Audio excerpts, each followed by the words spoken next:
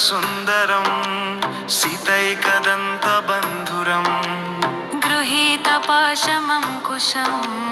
वरप्रदाय भयप्रदम् चतुर्भुजं त्रिलोचनं भुजङ्गमोपवीतिनम्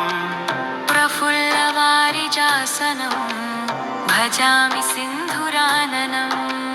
किरीटहारकुण्डलं प्रदीप्तबाहुभूषणं प्रचण्डरत्नकङ्कणं प्रशोभिताङ्ग्रियष्टिकम् प्रभातसूर्यसुन्दराम्बरद्वयप्रधारिणम् सरत्नहेमनूपुरा प्रशोभिताङ्ग्रिपङ्कजम् सुवर्णदण्डमण्डिता प्रचण्डचारुचामरम् गृहप्रतीर्णसुन्दरं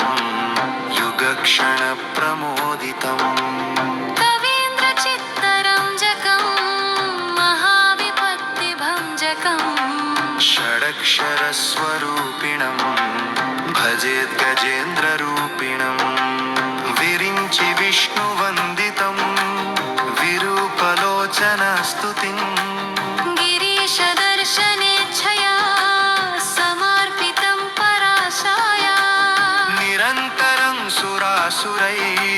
सुपुत्रवामलोचनैः महामखेष्टमिश्च कर्मणो भजामि तुन्दिलम् मदौघलुब्धचञ्चला